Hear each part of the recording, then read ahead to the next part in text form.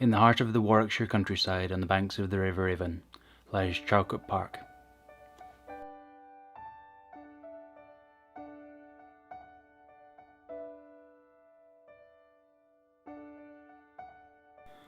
The park is well known for its stunning Tudor house and manicure gardens.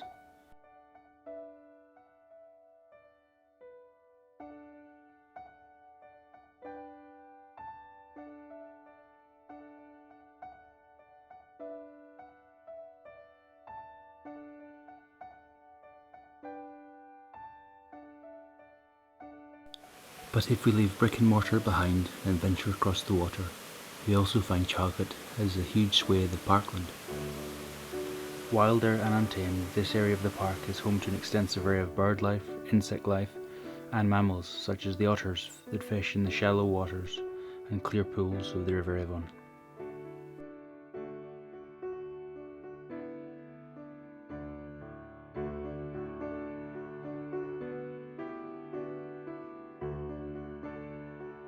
But if you stay quiet, press further into the woods and keep your eyes and ears open, peeking around a tree you may come upon one of Charlecote's more spectacular residents, a fallow deer.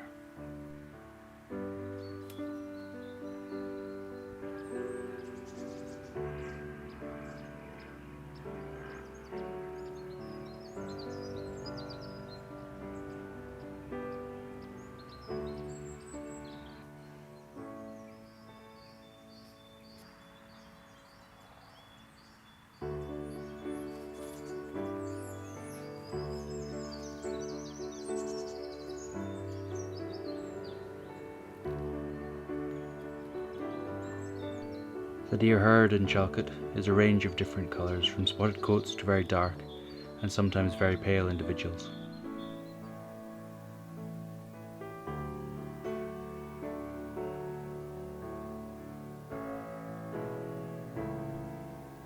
Fallow deer males have large palmate or shovel-like antlers, which at certain times of year they can be seen locking together in combat with other males.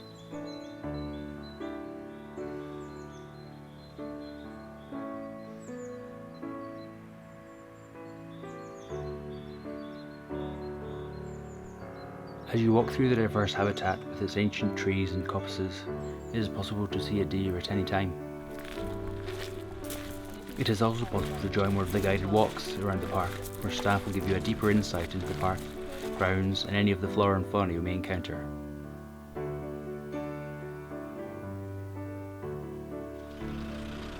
And who better to tell us a little more about the history of the fallow deer at Charlecote than the staff that manage the herd?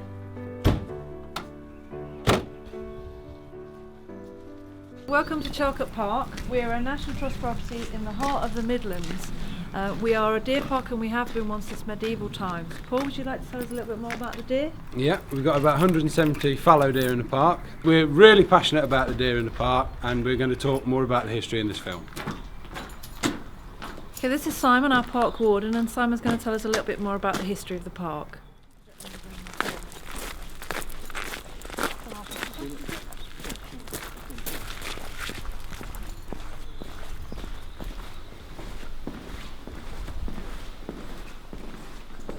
We're in the Great Hall in the house in Charlecote, and there's a couple of key things that are connected to the park in here that Simon's going to tell us a little bit more about now.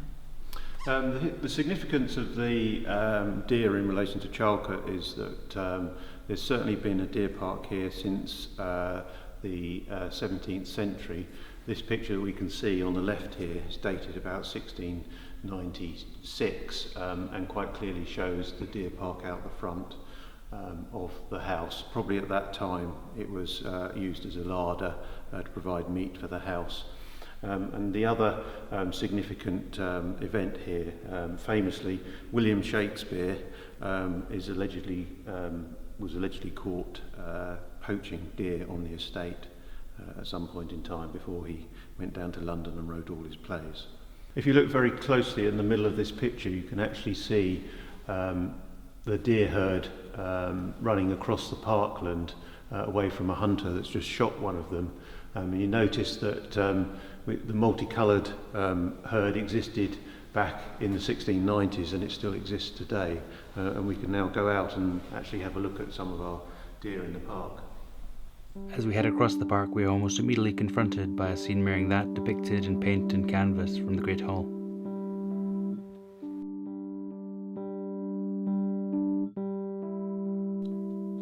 Just as in the painting, we pass the chapel and see a group of deer of varying colours running through the short grass.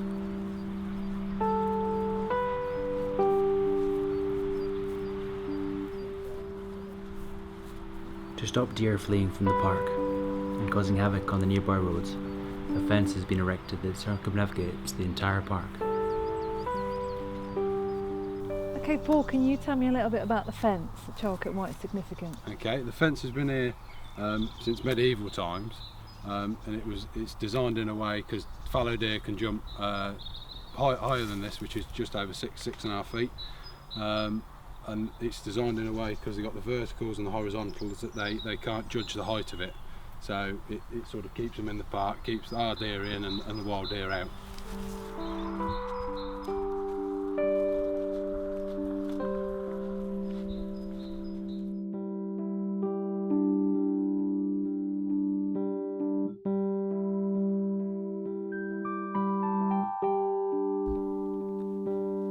Despite the fact that fallow deer are a common sight at Charlecote and other National Trust properties throughout Britain, they are not a natural species, but were introduced to this country by people.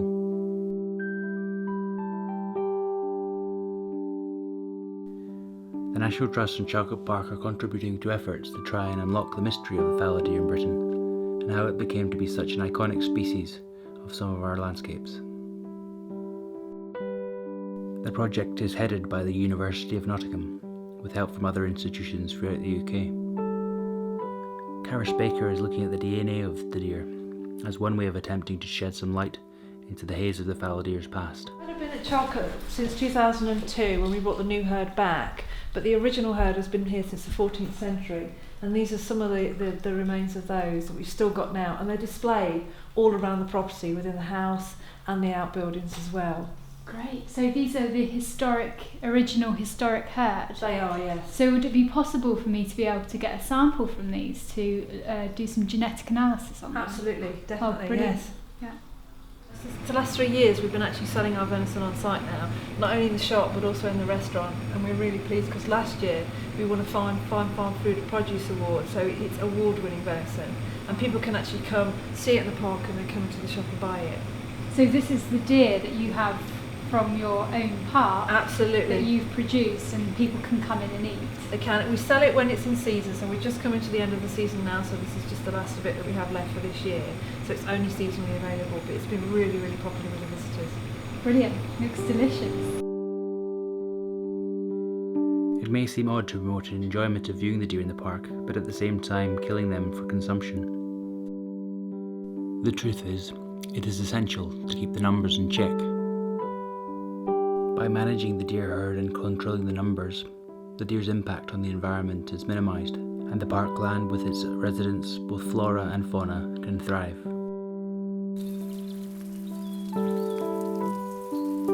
It has been hundreds of years since deer were initially brought to Charlecote Park, and by caring for the herd as the dedicated team of the National Trust do, it will be possible to see these magnificent animals throughout the grounds for many years to come.